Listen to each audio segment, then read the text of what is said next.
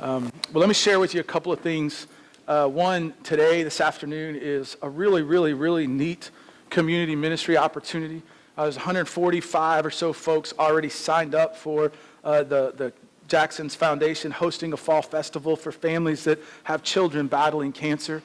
My guess is, I know what I saw was kind of most of the spots were full, but if you said, hey, I'd love to serve this afternoon, Lindsay's over here, raise your hand, Lindsay. So just go talk to Linz. It's one of my favorite opportunities every year to just go and watch families that are battling cancer in the lives of their child and just come have a great time. It is 10 and up, so we would ask you if you have children under 10. This is one of the very few opportunities. We don't encourage you to bring your whole family, but if you have 10-year-olds and up, you can bring them, but come 2:30 to 6:30 or any shift thereabout. So if it's, hey, I could work for a couple hours, I feel confident that we can always use a couple of extra sets of hands to do that. So that's this afternoon. Secondly, I want to thank you for those of you that fervently prayed for our mission team that deployed to Reynosa and back. We had a great week while we were there. We got Dylan and Chad were just fired up about destruction, not construction. Most of the time it's building, and this was just kind of that fun tear it down, watching them tie a tug-of-war rope to the top of a sticks house after we took it all off and literally try to pull it down like we were tug-of-warring trying to get this thing down. Ultimately, I got a video I'll show you at some point. It's pretty neat. Chad tied it to the back of his truck and pulled it down. The whole house, boom, down to the bottom. It was pretty incredible. But more than that was just seeing the hearts of the folks that are there in the church and the children that came each day. We got to do VBS in the afternoon, lots of physical labor and work projects. And so just a great week while we were there. So thank you to those that were praying for us along the way. Today we're kind of doing two things, kicking off a brand new series. So last week ended our In the Meantime series. This week started, and I love how God kind of orchestrates the way God does. We put this on the calendar weeks and months ago. Today was supposed to be an overview of the life of Moses as we dive into this new series called Moses, Pointing to Christ in the Journey. It's incredible when you go back to the Old Testament, the second book of the Bible, how much of his life was foreshadowing the coming of Christ along the way. And so we're going to dial into that between now and the first Sunday of Advent. So we're going to go back to the Old Testament and foreshadow the coming of Christ before we celebrate the birth of Christ through the Advent season. So today's overview of that. Next week we dive into Exodus chapter 3, the story of the burning bush. But today we're going to dial into this idea of vision. Right? Moses was a guy who, he had his moments with God. Anybody been there? Where you just want to wrestle with them? God's saying, hey, do this, and we do that. God says, hey, I want you to go here, so we go there, and we sort of wrestle, and there's a little bit of tension that happens. Moses lived that a little bit every time. For the record, it wasn't God that moved. It was Moses that chose to sort of veer off in a different direction. And when he came back, God was ready to receive him with welcome arms each time. But today, as we look at this idea of vision, I love what Helen Keller said. They asked Helen Keller, hey, is there anything worse than being blind? And she quickly said, oh, yes, having eyesight but no vision. Having eyesight but no vision. You see, vision is the ability to see what others cannot. To not get bogged down into what's happening today as much as be able to look and dream and have hopes for what is in the future and what is to become. And Moses was a leader that had great vision. But I want to ask you this morning on a personal level. So I'm just going to ask you to just kind of get raw with yourself for a second and just ask yourself, hey, in my own life, not the life of the church, not in your own life, how is your vision? The ability to see past today and dream and have hopes for what you're going to do and what God's going to do tomorrow, right? Are we fully fulfilled with where we're going and what we're doing personally? Or are we sort of just barely surviving and hanging on for the ride? You know, on a personal level, is God fulfilling his mission in the world through our lives and the reason that he uniquely created us? Or are we sort of checking off the box that says Jesus, church, religion, whatever name you want to put in that box? So I think these are the kind of questions that we have to be asking personally as well as corporately as a church. And so Moses had great vision. Let me give you a little bit of background, and we're going to see how did Moses cast vision in a way that he tried to get the Israelites and Pharaoh to embrace it. You see, Moses was born at a time when the Israelites were enslaved, right? And their number was increasing. So these guys are slaves. The leader of the Egyptians was a man named Pharaoh. Pharaoh didn't like the fact the number of Israelites was increasing, so he said, hey, we're going to take all the firstborn sons, and we're going to kill the males so that we can try to control the population. Moses' mom was a woman named Yoshebed. Yoshebed said, hey, I don't want my son to die. So she worked the system. She hid him long enough to wrap him in a blanket, put him in a basket, and float him down the Nile River at just the time she knew from the queen's rhythm that she would be coming to the river in the morning. She comes down just as projected, grabs Moses, takes him and adopts him into the Egyptian royal family. So here's Moses, a Hebrew, grows up in the royal family, spends several years there, and at one point, he takes the life of an Egyptian slave master. So he executes him. So Moses is like, hey, I got to get out. So he heads across the Red Sea, and it's over there that God collides with Moses to give him this vision. And we're going to dial into that next week in Exodus chapter 3. But in that process, God says, hey, I want you to go back and tell Pharaoh to let my people go. And in that process, I saw Ken. Hey, what you talking about, Willis? I just got out of there. And he starts to wrestle with God, and so he does what I do. He uses excuses. Oh, God, I don't speak well. Hey, no problem. We'll let your brother Aaron be your spokesperson then. I just need you to go. So he's obedient at some point. He goes, tells Pharaoh. Pharaoh kind of refuses. God brings 10 plagues, which we're going to look at in a couple of weeks.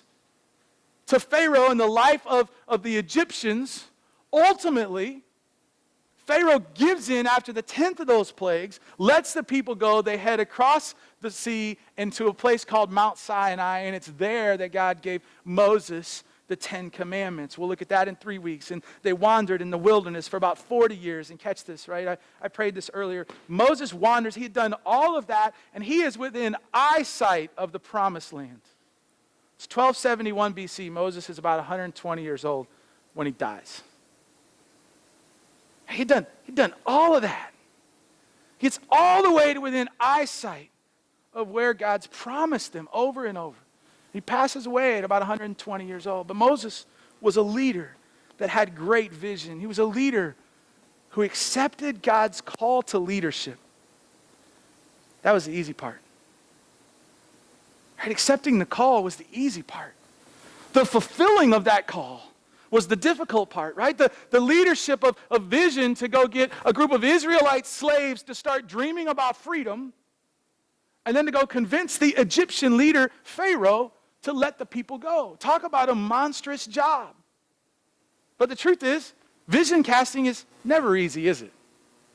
Whether we're a stay-at-home mom, an executive at the office, an administrator, a teacher, even if we're retired, every single one of us have circles of influence that we are called to pour into to start to encourage and get folks around us to dream about what is to come, to cast that vision. And Moses was a leader with great vision. If you have a Bible, I'm going to ask you to flip it open to Exodus chapter 3. As we navigate here, here's what I thought. As we had Vision Sunday for our church, here's my hope. I said, I don't want to cast vision that doesn't look like the model that we see God use his people to cast vision. So we're going to kind of intertwine. How did Moses get to a group of Israelites that were enslaved and start to cast vision so they could embrace freedom and the thought of freedom? And how did he approach Pharaoh? What were the things that Moses did? And we're going to kind of intertwine what do we sense God doing here as our elder team and kind of share that vision with you all at the same time. So the first thing in Exodus chapter 3 I think we see Moses does is this. Moses knew, and Josh has got these points. He's going to put them up on the screen. They're already downloaded in the app if you want to take a look at it. But Moses knew that the introduction of vision had to start with leadership. Look at verse 7 in chapter 3. I have heard the suffering of my people, and I'm going to rescue them and give them a land flowing with milk and honey. And then he says it's the home of the Canaanites and the Perizzites and the Hittites and the Amorites and the Hivites and the Jebusites and every other ite I guess we could probably imagine could probably get lumped in there. But he knew that vision had to start with leadership. And so he started with his brother. God had given Moses this vision. Hey, I want you to go tell Pharaoh to let the people go. And he goes straight to his brother Aaron, who was one of his greatest influencers, one of the greatest leaders that surrounded him. For us, so we have an elder team that operates in that same fashion as God gives me all sorts of crazy ideas and dreams and visions and what that looks like, we go straight to leadership, because what Moses knew is if the leadership didn't embrace it and fully buy in, there was no chance the mission had a chance of being successful. So his initial play was, hey, I've got to go get to the leadership team, our elders. I tell them a couple of things all the time. One, if we say yes to everything I bring to the table, we'll be bankrupt and out of business tomorrow. It's your job as an elder team to be that leadership, to make sure that the vision is God's vision and not Ken's indigestion. And so they have their job cut out for them. The second thing I say often is, hey, if we ever cast vision and we get on the train and it's screaming down the track and we look back and our community is standing at the station, we're in trouble. We got to take our community with us where God's going. And so it starts with leadership. Look in chapter 4, flip over in verse 29. Moses and Aaron brought together all the elders of the Israelites, and Aaron told them everything that the Lord had said to Moses. What Moses did here in chapter 4 was he sort of took the leadership all the way back through their history, their roots. Right? You may not know this, but in 3 weeks we celebrate literally to the day the 6-year anniversary of HCC. It was November 1st, 2009. November 1st is on a Sunday this year. What a great ride it's been from a few of us praying together in a small room. Hey, this is nuts. But I think God's calling us to go plant a church in Alamo Heights, and we finally moved out of this small room and got it to the Carlisle, and we thought we were in big business because we had a little small meeting space, which is where they played cards in their library for the Carlisle condos on Broadway, and Kids Connection Abby was down the hallway if it was raining, or outside in a 10-by-10 plot of grass and playing with the rose bushes. So, welcome to Kids Connection. That's what it was when we first got rolling. We moved from there to Alamo Heights Methodist. Spent 4 years at the church, at the Methodist church, and then 2 years ago, God brought us here so that we could finally launch on Sunday mornings. It has been an incredible ride. Man, we have seen marriages restored, lives transformed, baptisms, children born, weddings. We've celebrated some incredible, incredible times. And there are so many more to come in the future. Moses said, hey, listen, there's our roots. We got to get leadership and start to cast vision. And when he had done that, then the second thing Moses does here is he says, now it's time to share the vision with the people, but I need to give them evidence. I need to give them some proof. I need to give the people evidence that this is God's vision and not mine. And so in chapter 4, verse 30, he says, and Aaron told them everything the Lord had said to Moses, and that he also performed signs before the people. Right? God had given Moses this ability to perform miracles. He could perform 3 of them. He could stick his hand in his cloak and pull it out with leprosy. He could stick it back in and pull it out and it would be clean. He could turn water into blood. I don't know about you. You don't need to go any further for me. I'm good. The third one was pretty dramatic. It involved some snakes, but his ability to perform miracles was so that, kind of twofold, I think, so that Pharaoh would know, hey, listen, this guy is my servant. His message is from me. You need to heed it because I'm getting ready to deal with your disobedience. This is things he is doing no one's able to do except the fact I've gifted him with it. Right? The second reason was for Moses himself. For him as a leader to know he's getting ready to face some adversity and some challenge and some pushback. And I think God was trying to remind Moses, hey, remember, when it gets tough, remember this is my vision. Remember what I've given you the ability to do. Understand that it's from me. And so Moses cast the vision to the people, and at the close of it, he really captured in on this idea that vision and leadership is going to mandate unity. It's going to take all of us, Moses says to the 1 million+ Israelites. In verse 31, as he's casting it, it says, and they believed when they heard that the Lord was concerned about them. He had seen their misery. They bowed down and they worshiped. And I want you to leave that right there just for a second, Josh, because catch this. And I don't think there's any real likelihood of any of that in our community. But make sure that we catch, hey, they bowed down and worshiped who? And they didn't worship Moses. Moses brings this vision, and they bowed down and worshiped God. They understood that united together, worshiping God, that Moses was God's servant, bringing them vision, and united, they would be strong. I've often wondered, how does this sports team that has far less talent on the field end up beating a team that's far more talented, sometimes even better coaching and personnel? And I think one of the answers is unity. It's teamwork. The coaches of that team have enabled their team and gotten their team to play together, to play for a greater cause, as opposed to a group of players that are playing for their own individual success and to pad a stat line. Moses says, hey, it's going to take unity. But Aaron and Moses in chapter 5, if you flip over a chapter, learned a really hard lesson about casting vision. They learned, they figured, hey, God's given us this vision. Here it is. I can do some miracles. I've shown you that this is not my vision. This is God's vision. It's from him. And they really were just kind of hoping people would just take it at point blank and embrace it. And in chapter 5, they discovered that, hey, people embracing vision rarely happens overnight. It takes time. It takes time to put our hands around vision. Look there in verses 1 and 2. Afterward, Moses and Aaron went to Pharaoh and said, hey, that is what the Lord God of Israel says. Let my people go so that they may hold a festival to me in the desert. And Pharaoh says, well, who is the Lord that I should obey him and let Israel go? I don't know the Lord, and I will not let Israel go. Right? So not only is Moses having a difficult time convincing Pharaoh, which makes sense. This guy's got 1 million slaves that he's just not all that interested in letting them go. But now we're getting ready to see he has trouble convincing the Israelites. Okay, in the huddle, everybody's good. Okay, break, let's go.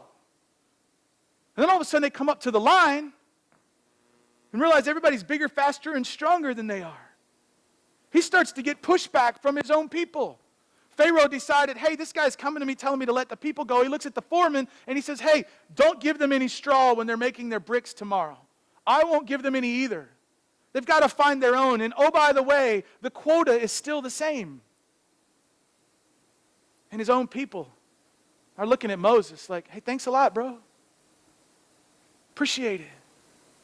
One of the things we've discovered as a leader, if you've ever been a leader at work, in your home, coached a sports team, whenever we bump up against that pushback, that challenge, that unexpected thing that happens, and we're trying to inspire and encourage and motivate our team, hey, hang in there. We can do it. Come on. We have trained for this. Trust me.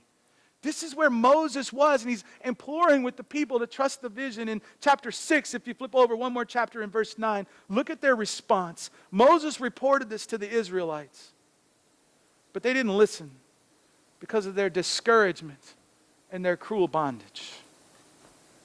You know, many of you guys are in positions of leadership. You're casting vision on a regular basis with what you do Monday through Friday or whatever days it is you work. Can I just tell you, when we're in that position, we might as well start to expect adversity and pushback and challenge and hitting some bumps in the road that we didn't see coming. Doesn't make it any easier to get the job done, for sure. But at least we won't be quite as surprised, because leaders, vision casters, are often the person that people respond at.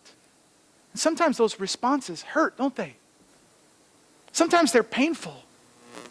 Sometimes we're stepping out on a limb and we're trying to cast vision at the office, and the response to the people around us literally can rob our joy. Sometimes, if we're not careful, Moses understood that dilemma. He's trying to lead a group of men and women who have been enslaved to dream about freedom. He's trying to show them this isn't my vision, this is God's. And so I don't know if you can trust in me, but would you trust in the God that you cannot see amidst all the change that's coming? Would you remain calm and confident? And Moses is pleading with the people. He had incredible vision. I love Walt Disney. I don't know how many of you know the story of Walt Disney, but there are some people in this world that are just uniquely to see things different, uniquely created to see different. He had a vision for a theme park that was second to none. And so they built it. Disneyland, they put it out in California. But his vision was bigger than that. And so he began to dream. He says, hey, I want to do this again, but I want it bigger than just this one. I want to reproduce this process. And so he had real estate agents take him all over the state of Florida. And he turned them down, and he turned them down, and he turned them down, and he turned them down. And on the way back to the airport, they were driving past a piece of swampland in Orlando. And he says, there, that is where we'll build. And he began to cast vision. Construction began, and just literally weeks before the grand opening and the dedication, Walt Disney passed away. And as they sat at the grand opening and the dedication, somebody leaned over, a close friend to Disney's widow, and says, oh, how I wish Walt could have seen this. And without missing a beat, she looked at him and said, he did. He did. See, vision is the ability to uniquely see things that others can't see, not for where it is today, but for where it's going tomorrow. We see this all throughout Scripture. Moses modeled it. Jesus modeled it in 3 years of ministry. He was providing vision and hope for people who were hopeless all the time, right? The woman at the well. He says, hey, leave your life of sin. Go, sin no more. He looked at the apostles. He said, hey, you guys, I know you're great at it, but you're no longer going to fish for fish. You're going to start fishing for men. Peter, walking on water one second, drowning the next. The guy that we kind of think was all over the place. Jesus looked at him and said, I am going to call you Petros, rock. And upon this rock, I will build my church. Jesus was constantly casting vision. He was constantly seeing the greatness in what was around him as opposed to where people were trying to point them in a new direction. I love Charles Swindoll. He gives a process that they use for any person or organization to cast vision. He says, first and foremost, detail it. You just got to detail it. This is what lays out the mission. You got to give the details. Barna's research says less than 1 in 10, less than 10% of Americans have any sort of vision plan and goals from year to year to accomplish in their life. So you got to detail it. You got to give yourself a strategy. You got to have the mission. Will we be a church that is connecting people to Christ, that commits to community and living life together and becomes a catalyst for compassion in the world? Will we do that? Will we engage in that war, in that battle? Moses had strategy. You want to know what his was? It was really complex. Do what God said do. That was it. I'm going to do what God says do. And his strategy of God was to show Pharaoh the power that God had that Pharaoh didn't, and what I'm going to do if you choose to be disobedient along the way. And he brought the plagues. And I got to tell you, when we start looking at the plagues here in 3 weeks, in 2 weeks, you're going to be blown away that he survived as long as he did. I mean, some of these things were brutal. It was the 10th one that we see finally him pointing to Christ in the journey when he gave in. He could take it no more. When God said, hey, the firstborn is gone with every house that does not have the blood of the Lamb over the door. Pointing to the foreshadowing of the coming of Jesus. And so ultimately Pharaoh gave in. But you got to detail it. Secondly, we got to express it.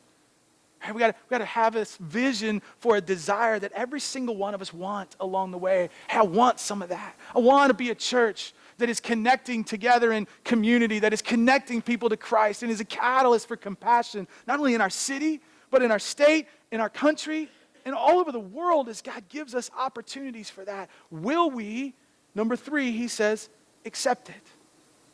Will we embrace it? Will we start to own it? And start to put our chips into the middle. Right? Moses united the people. He said, hey, it's going to take every single one of us. And I would say to you, hey, the vision that God is laying before us as a church. And if we want to be a part of something that outlasts every one of us, that makes a difference in lives too many for us to know about or count for that matter, that goes on until the day that Jesus comes back. If we want to be that kind of church, it is going to take every single person in the room and those that are a part of this community that couldn't be here today. Every one of us will have a role. Every one of us, God says, hey, I need every one of you to uniquely and strategically be a part of us launching deeper into this community. And then the last thing, which is part of our role as leadership, is to repeat it over and over and over again. This is where we're headed. This is what God is doing. 8 times in 5 chapters, Moses says here, let my people go. The vision was freedom. And his example was quite simply, do what God says do, and go where God says go. And so as a church, what I like to do is outline for you the vision with where our elder team really feels like God is taking us as a church in the exact same 3 steps. Starts with leadership. You guys don't know this, but I drive around all the time. My wife gets tired of it. I have a head on a swivel, and I am looking for space and property that HCC might come home 24/7. My car doesn't ever pull out of the driveway that I'm not thinking, hey, if there's a building with a number on it, I'm like, hey, take a picture of that. Write it down. I'll stop. I'll get it so that I can call and find out. You have no idea how many buildings I've gone, looked at. Try to do the same thing that Moses does. Hey, pray, is this my vision or is this God's vision? And if God doesn't shut it down, then I do what he did. I gather our elder team, say, hey, you guys, I got another crazy idea. And we start rolling our elders through. If it works in that particular space, God still hasn't shut us down. We grab our staff. 2 or 3 times, we've actually engaged architects in the process. Bring them in. Hey, this is a shell. This is a building. This is what it is. You know what our needs are. What would it take for us to convert this space to something we could use that would satisfy what we need? And is it possible? And how much would that cost? And every single time, we keep going through this process. Many of you are like, hey, we need a building, we need a building, we need a building. You actually have no idea how many times this process is transpiring over and over back behind the scenes. But every time God has said, hey, that's not the one. That's not the place. To be totally honest with you, financially, where our giving is right now, it's really difficult to engage in the process. But we get excited. We're like, God, we believe. We have a vision. We know you have a spot that we could gather before or after celebration and get in some small groups if we wanted to. We know there's a place out there, God, that if we wanted to gather during the week and open up your word, we could do that together.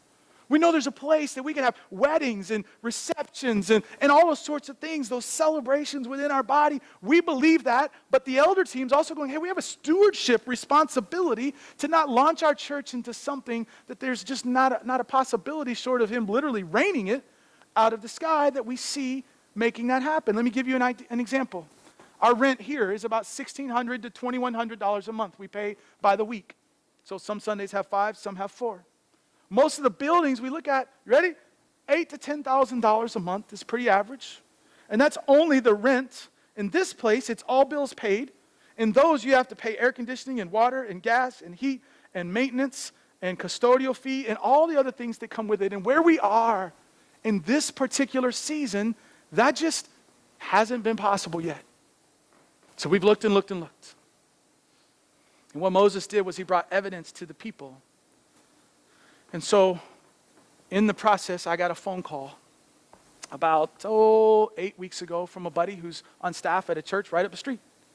And Brian says, hey, dude, this is nuts, but I think I have a place for you guys that you could meet on Sunday mornings that would be a way more permanent deal than what you're doing right now. I'm like, well, I'm interested. I'll lean into the phone as much as my head can lean in. And so we began to talk. We had lunch. He said, hey, this is the deal. They had been meeting in this church for 4 years on Sunday nights. They wanted Sunday mornings. At the time, the church population wasn't willing to adjust their Sunday morning schedule, so they bought another property and moved out. Well, now the church is willing to move their Sunday morning schedule around. He's like, hey, dude, if they'd have done this, we wouldn't have had to move or buy a building. But they're willing. You want me to set a meeting up? And I said, well, yeah, set it up. And so I go over and I sit down, and for 2 hours, I hear this group of older people. The 67-year-old Jody that we're talking to is the youngest guy in the church, practically.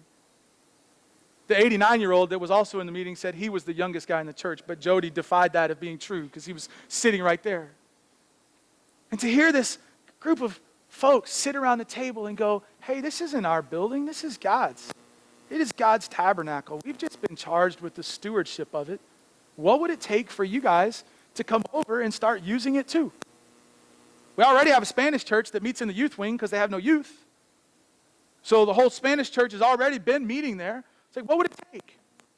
And so I took the elders over. I'm back to Aaron with Moses. I grabbed the elders and I said, hey, you guys, I know I wear you guys out sometimes, but I got another one. Let's go take a look at it. And so now there's 10 of us that pull up in there on a Saturday morning, and we meet with their crew and walk through the facilities, and we're all just sitting around kind of going, really, God, is there any way this is possible to share a tabernacle under one roof, that's already a church, that's already prepared, doesn't take huge renovation, that we could both have Sunday morning. And so we drew up the details. Now picture with me an older group in a congregation taking a vote about changing their world. Yeah, that was kind of what I thought too. And once again, I think where I would say to you, evidence of the proof that it's not Ken's vision as much as God's, 100% their church said, hey, do that and whatever it takes to allow their community to come over and share the tabernacle that God has entrusted us with. And I just sort of began to cry when he called me. And what does that look like? Well, first of all, just as Moses said, it's going to take all of us. Okay, so this isn't the opportunity where we go, hey, you were thinking about jumping off the ship. Now's the time. I'm going to get to where we need you, even more so in a minute. But it's going to take all of us. It's going to take a unified body to accomplish what we truly believe God's calling us to do. But let me give you some details that the elders have kind of put together in terms of how Swindoll says, hey, detail it. Here's the nuts and bolts that can sort of fill you in. Many of our elders have already begun to talk one-on-one with as many of you as we can.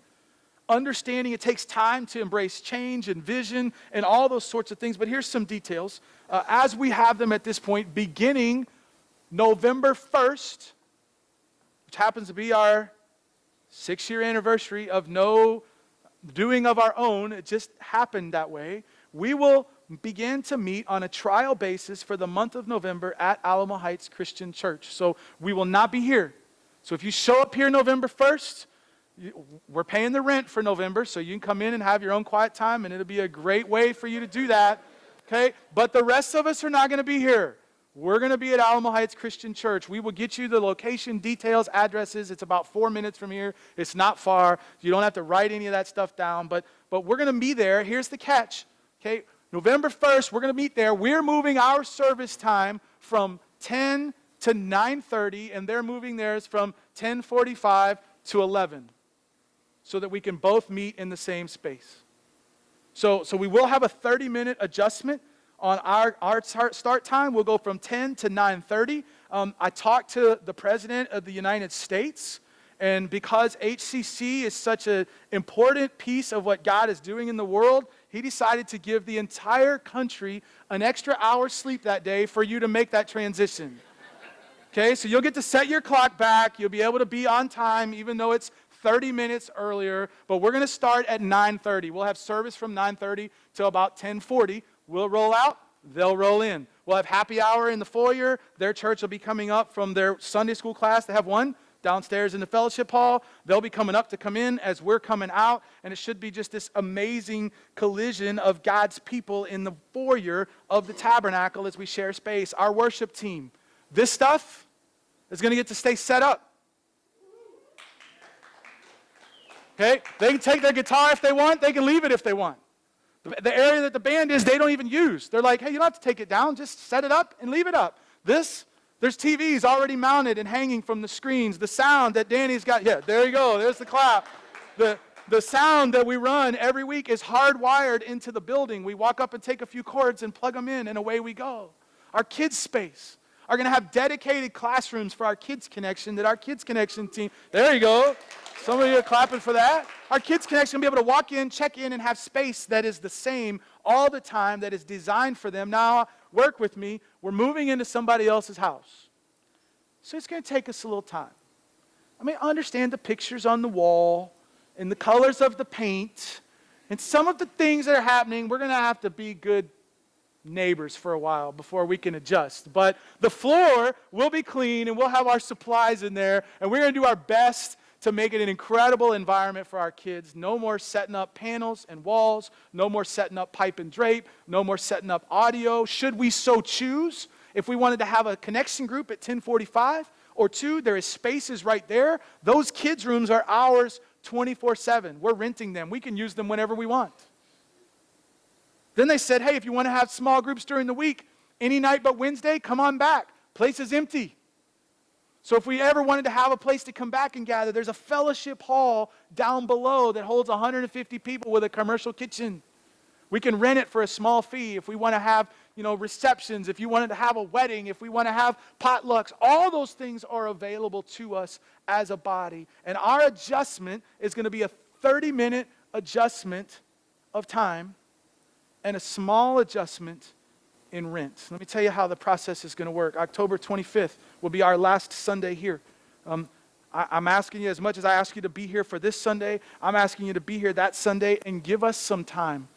Give us more than your normal Sunday morning on Sunday the 25th. We're going to pack up from here and go to Alamo Heights Christian Church. From here, as a body, go that way. We're going to have a potluck lunch with their church. If you know anything about older people, when they cook, they can cook. So it will be good. And we're going to head that way. It'll be our first time for our church family to integrate with their body downstairs. And then you're going to get to go upstairs, take a tour of the building, see where you'll check your kids in the next week. We're going to have some guys help us unload the trailer because we're going to need our gear inside the classrooms over there. So we'll take the trailer over. We'll get it unloaded so that one time while it's there, we can do that. And then volunteers and staff and our team will be working all week to get it prepared so that when everybody rolls back in November 1st, we're ready to rock and roll on that following Sunday morning. So the 25th, we're going to have a potluck over there. If there's any way you can join us, we'd love you to do that. Some frequently asked questions. In the process, some of our elders have been asking, hey, are we joining their church? No, we're sharing a tabernacle. Their church, they say, has been a nesting place for other churches for years. They love it. So we're not joining their church. We're taking HCC. We'll be our own functioning organism just as we are. We're just going to meet in a different tabernacle. Somebody asked the question, well, what's their theology? Do we agree with that? Here's what I would say to you. It's an offshoot of Church of Christ. It's a Disciples of Christ church. And on all the big things, we agree. On all the big things, we can align, okay. There are some different things. In their church, you have to be baptized in their church to be a member of their church. In their denomination, they can have women be lead pastors in a community. There are some things along the way that you go, hey, I'm not sure we would line up with that. But on the big things, and again, we're not joining their church, but some have asked, hey, when I start telling people we're meeting at that church, I want to make sure that, it kind of aligns with who we are. So that was a question that was asked. What do we need from you guys is a couple of things. We need your help on Sunday the 25th, for sure. Both to go with us. It wouldn't be a lot of fun for us to tell them, hey, we're bringing our church over to have a potluck and have 10 of us show up. Right? It's really going to give a bad first impression in love. So we're really asking that one day, is it possible to kind of block that out? Secondly, we're going to need some help financially.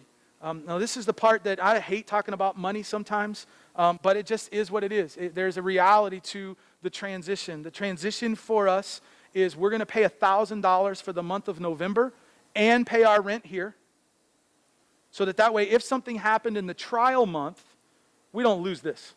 We could always come right back here if we needed to. If we got over there and they decided or we decided, hey, this two of us in the same space isn't working, we're going to keep our rent here. So we'll let it go after November if everything works like we think it will. So we'll have $1,000 of rent where they're letting us pay half. And then from there forward, we're going to have about $500 a month increase in rent. Now remember, we get 10 guys, 15 hours, every hour and a half every week that's set up around this place. That's 15 hours, 4 Sundays a month. That's 60 hours of labor that our setup team and those of you that tear down are going to be able to invest in other places relationally. Our rooms are going to stay set up. We have opportunity to use them at other spaces. So the cost is going up, but I think the value add is significantly greater than what that cost is. Now, I'll give you an idea. We made our list. There's about 47 family units in HCC right now that we could come up with. Some of those are single adult. Some of those are families of 6 and everything in between. Okay, well, we could cover the $7,000 gap for a year, which is what we're asking for on the front end. Could we commit to cover it for a year with every family unit in our church gave $3 a week for 52 weeks? Now, some of you don't always come, some of you don't always give. I get that, so it may take some of our family units giving $10 a week. You may want to give it on a monthly basis. You may want to say, hey, I don't have an ability to give it on a regular basis, but I'll give a one-time gift to help bridge the gap right now. Somebody may want to break their checkbook out and say, here's $7,000, bro. Stop worrying about it. Let's roll. And we're open to that too. Hey, I don't know how we want to get there, but this is the faith piece. This is the elder team that have said, God, we've seen too much evidence that this is your transition, your next step for our community. We're going to trust that you will provide along the way in the resources, and we will take this next step of faith, knowing, God, you have called us. And so I want to give you a quick picture of what it's going to look like, and then I'll close this out with prayer, and I'm going to have all our elders scattered around the room, so if you have questions, you'll be able to ask them as well. So let's roll that video. And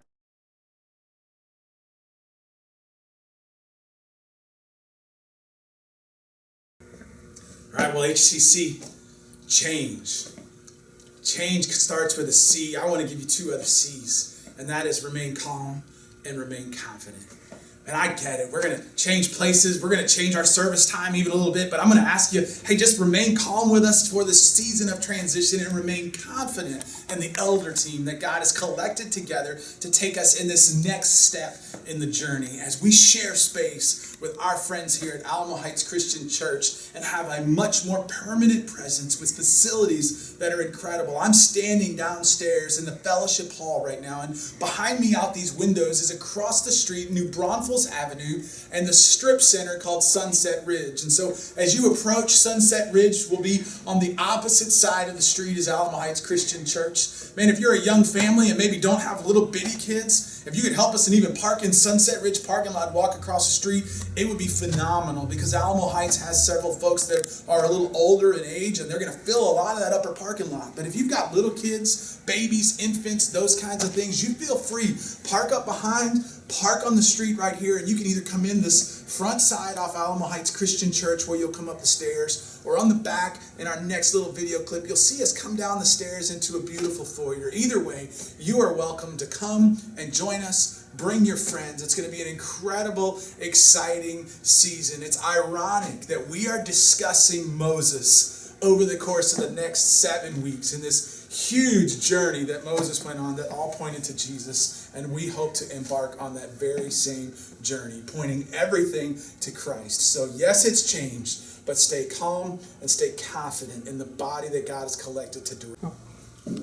Welcome again, and we're here at the back side of the facility as you're looking at it from New Braunfels. If you park on the side street, or you park in this upper parking lot, if you happen to have small children, this would be the doors that you would walk in. And as you walk in, there's a beautiful entryway here, and we'll make our way down this hallway. And as we do, you're going to see right over here in this direction is just the main entrance of the main lobby and the restrooms, water fountain, those kinds of things. We'll continue down this hallway. Down this hallway to our immediate right is where a Spanish church meets every single weekend. They'll be gathering to celebrate who Jesus is, their main church office. We continue down this hallway with your children. Down this direction, man, you ought to come here on Tuesdays between 11 and 1, and they have a food pantry that feeds those who are hungry, and this entire hallway is lined with tables and boxes and food. 40 pounds of food per person in the family being given to people that live in this community every Tuesday right here with Alamo Heights Christian Church. This is one of our children's rooms. Our children will be able to check into rooms that look like this on a weekly basis, and guess what, folks? We don't have to set it up, and we don't have to tear it down. It looks like this every weekend when we walk in. Isn't it going to be amazing? And as we continue to come down the hall, we're actually approaching a hallway that is going to belong to, for all practical purposes, Heights Community Church. This hallway to my left, your right, has 3 huge classrooms in it that down that hallway will be dedicated to our church. We're going to set it up with kids ministry and adult ministry and all kinds of various ways for us to multi-use that space. But predominantly our children will use that other room and these rooms down the hallway on a week-in, week-out basis, set up, tailored for them, and ready to go for our Kids Connection ministry. This is the lobby of the worship center. We're going to get to gather here for coffee and a time of fellowship with Alamo Heights Christian Church as they come upstairs from their Sunday school classes to kind of interconnect with us. We're finishing celebration. They're getting ready to go into celebration, and this will be happy hour at HCC and AHCC as we collect together to share life and coffee and ministry. And we are excited about how amazing this opportunity is. Well, and this is our last stop. This is the physical tabernacle where we will gather to celebrate Jesus. And it's just gorgeous. Hardwood ceilings, stained glass on the sides. Sure, it's got some good old-fashioned pews for some of us to sit in, but for those of us that love comfort, they're even padded.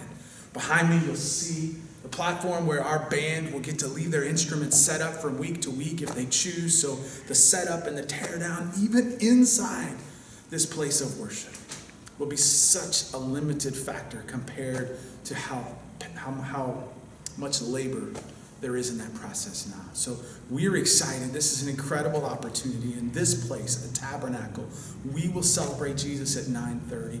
Alamo Heights Christian Church will celebrate here at 11.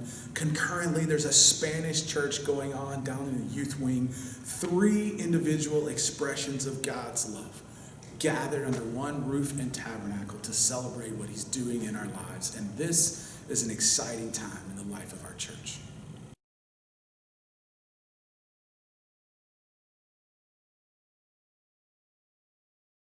Take one of these. I would ask you to take one for your children. There's plenty of them if you have one. You may just say, hey, in our family, we could commit X amount of dollars for the next year, not for a lifetime, above and beyond whatever it is that we're currently giving. If it's $5, if it's $10, if it's a one-time donation, if our kids want to be a part of that process as a family and you pray with them and say, hey, what can we do as a family to be able to do that? I also put one down here and said, you can circle, hey, just keep me on the prayer team. Right now, my world doesn't allow me to do that, but I'm going to be praying fervently. So any emails, any updates, as God continues to provide, keep me on that prayer team so that I can be praying for what God is doing. But if you would fill those out today, maybe this week, and bring it back next week. We've got a couple of weeks in this transition here. Drop these in the offering box. What our elders are going to be doing is just going, hey, how do we know for sure God's called us? We feel like he's called us, and are we going to be able to bridge that gap? And for us as a family, it allows us to be a part of it in a way that we all know what that need looks like and how we can contribute as a family. So let me pray. Father, we thank you so much for your goodness, your grace, your mercy. We thank you for what you've done in the life of this church over the last 6 years, for what we see you doing currently in our body, and for this next huge step that you're taking us. Lord, we pray as we make this transition that, God, you would unite us together. So many churches struggle because of the lack of unity. God, bring us together. Allow this to be a rallying point that we get so excited about it. We reach out to those in our own spheres of influence and say, hey, you got to come check this out and be a part of it. This is an exciting time in the life of what God is doing in his church here. So, Lord, we love you, we thank you, and we trust you. In your precious name we pray. Amen. And here's what I'm going to do real fast. Ed, if you'll just kind of stand up and step right there. Dad, stand up. Where are you going? You going to stay there? Chad's right there. If you'll step out. Kevin, if you'll step out. And Logan's on that side. If you'll kind of step out. These guys are our elder team.